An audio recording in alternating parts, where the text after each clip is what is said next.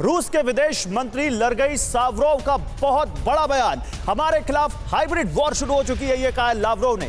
पश्चिमी देशों ने रूस के खिलाफ हाइब्रिड वॉर छेड़ दी है। सर्गेई लावरोव ये कहते हुए, एक तरफ उनके पूर्व राष्ट्रपति कहते हैं सीक्रेट वॉर, दूसरी तरफ एग्जिस्टिंग फॉरेन अफेयर्स मिनिस्टर कहते हैं हाइब्रिड वॉर। वो कह रहे हैं कि हाइब्रिड वॉर कितने दिन चलेगी ये बताना मुश्किल है, लेकिन ये हाइब्रिड वॉर क्या होती है, हाइब्रिड वॉर पश्चिमी देशों ने क्या छेड़ दी, ये सब आपको समझाने की कोशिश करते हैं। रूस ने यह आरोप लगाया है पश्चिमी देशों पर कि पश्चिमी देशों ने रूस के खिलाफ हाइब्रिड वॉर छेड़ दी है। विदेश मंत्री रूस के सर्गेई लावरोव, उन्होंने कहा कि पश्चिमी देशों ने रूस के खिलाफ हाइब्रिड वॉर छेड़ दी है। यूक्रेन को बड़े पैमाने पर हथियारों की सप्लाई और रूस पर लगाए गए प्रतिबंधों का अंजाम दुनिया को भुगतना होगा।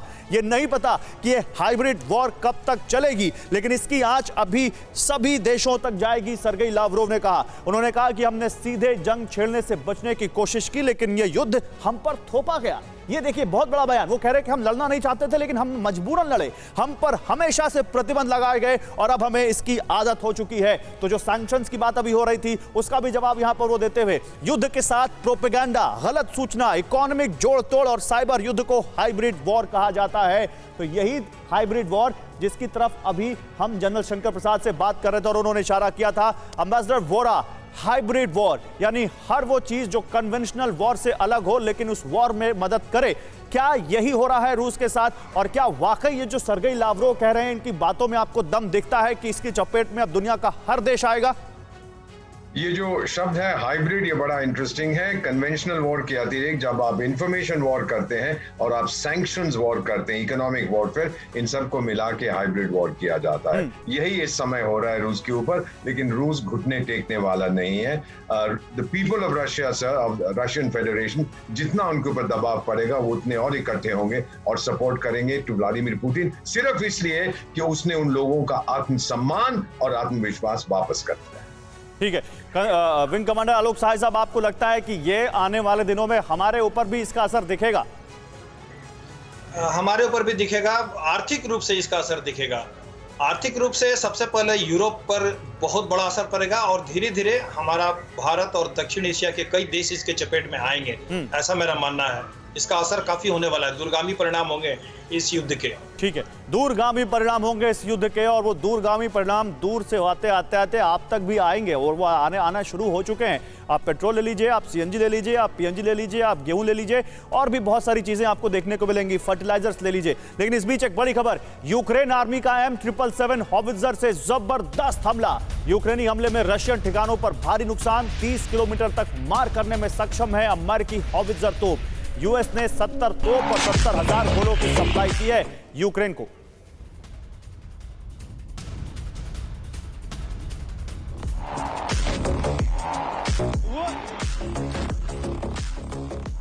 तो अगर मैं गलत नहीं हूं तो ये वो गन है जनरल प्रसाद जिसको हम भी यूज करते हैं, और ये बड़ी एडवांस गन है जिसको हम शायद आगे तक लेकर गए जब हम LAC पर हमारा टेंशन चल रही थी चाइना के साथ, या अभी भी जो चल रही है।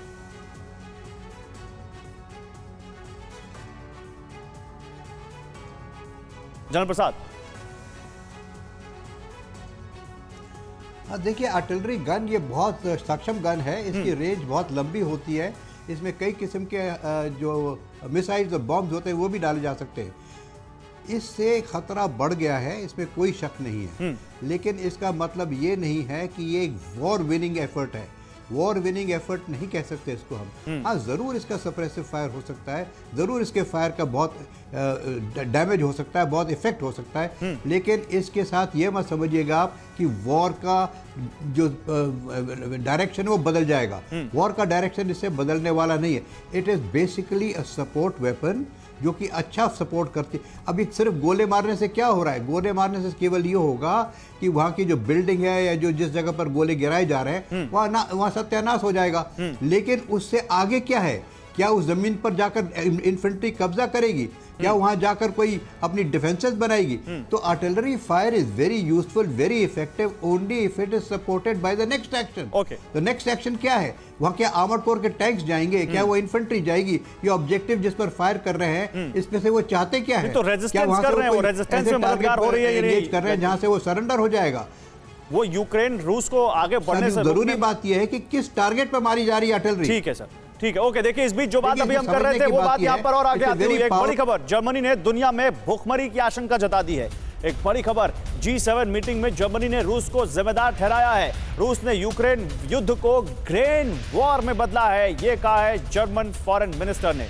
यूक्रेनी अनाज निकालने के वैकल्पिक तरीकों की हम तलाश कर रहे हैं। रूसी ब्लॉकेड की वजह से रुका है 5 मिलियन टन का एक्सपोर्ट, ये अमेरिका ने कहा। ये क्यों कहा जा रहा है आप समझिए, क्योंकि यूक्रेन जहां से दुनिया भर में अनाज की सप्लाई होती है, वहां किस तरह से जो गेहूं की सप्लाई होती है, वहां मिलियन टन का इस वक्त गेहूं फंसा हुआ है और इस वजह से दुनिया को इसका नुकसान झेलना पड़ रहा है। G7 मीटिंग में जर्मनी की विदेश मंत्री एलिना बेरबॉक का रूस पर सीधा आरोप। क्या कह रही वो? रूस की हाइब्रिड वॉर स्ट्रैटेजी की वजह से दुनिया में खाद्य कीमतें तेजी से बढ़ी हैं, ये बेरबॉक ने कहा। रूस ने सोच समझकर इस युद्ध को ग्रेन वॉर में बदल दिया, ये एलिना बेरबॉक ने कहा है। एलिना बेरबॉक ने अफ्रीकी कंट्री समेत कई देशों में भयंकर भूखमरी का खतरा है, यह कहा जर्मनी की विदेश मंत्री ने। G7 देश यूक्रेन से दुनिया को अनाज पहुंचाने के दूसरे तरीके तलाश रहे हैं, यह कहा है जर्मनी ने। यूएस ने भी रूस पर लाखों लोगों को अकाल में धकेलने का आरोप लगाया था। यूक्रेन से हर महीने एक्सपोर्ट होने वाला 5 मिलियन टन अनाज रूसी ब्लॉकेड की वजह से रुका हुआ है, नहीं जा पा रहा है। जर्मनी के आरोपों पर रूस ने पलटवार करते हुए पश्चिमी देशों के प्रतिबंधों को इसके लिए जिम्मेदार ठहराया है। यानी यूएस कह रहा है कि इसमें हमारा कोई लेना देना नहीं है। मैं एम्बेसडर वोरा के पास आना चाहूंगा। एम्बेसडर वोरा, तो क्या ये माने कि ये ग्रेन वॉर, सप्लाई की चेन का ब्लॉकेड होना और इस वजह से दुनिया भर के लोगों तक वो सप्लाई नहीं पहुंचना जो रूस और यूक्रेन या इस रास्ते से आ रही थी, ये धीरे धीरे दुनिया भर को अपनी चपेट में लेगा और वो असर दिखना शुरू हो चुका है? एक चीज स्पष्ट आप भी जानते हैं, मैं भी जानता हूं कि जो ग्लोबल फूड क्राइसिस है, ये यूक्रेन के युद्ध के कारण शुरू नहीं हुई थी, बहुत देर पहले से चल रही थी। क्लाइमेट चेंज कहिए, स्पेक्यूलेशन कहिए, मल्टीनेशनल कंपनीज कहिए, डिक्लाइनिंग प्रोडक्शन कहिए, मैडागास्कर जैसी जगह में तो लोग अपने जूते उबाल के खा रहे हैं क्योंकि उनके पास अनाज नहीं है। ये बहुत देर से चल रहा है, कई सालों से चल रहा है। हाँ, स्थिति और बिगड़ी है इस जंग के कारण, लेकिन ये रीजन नहीं है, मेन रीजन नहीं है। तो अब जो आपने कहा है कि पूरी दुनिया पर इसका असर पड़ेगा, जो देश डिपेंडेंट है फूड सप्लाईज की इंपोर्ट पे, बहुत बुरा असर पड़ेगा। यूरोप पर खासतौर पर इसका बहुत बुरा असर पड़ेगा, इसीलिए सबसे ज्यादा शोर वो मचा रहे हैं। अफ्रीकन देशों से आपको इस तरह का शोर नहीं आएगा, जबकि उन पे बहुत बुरा असर पड़ेगा। तो ये जो है चीज समझ लीजिए सर, कि हम लोगों को आदत है भूखे रहने की, आधा पेट भर के सोने की। यूरोप में ये आदत नहीं है, सबसे ज्यादा शोर वही मचाएंगे। ठीक है, सबसे ज्यादा यूरोप वही मचाएंगे जिनके ऊपर सबसे ज्यादा असर पड़ रहा है। ये एक लाइन में आप समझ लीजिए कौन शोर मचा रहा है और किस पर असर पड़ रहा है। अड़ी सोमवार से शुक्रवार शाम 6 बजे सिर्फ TV9 भारतवर्ष पर।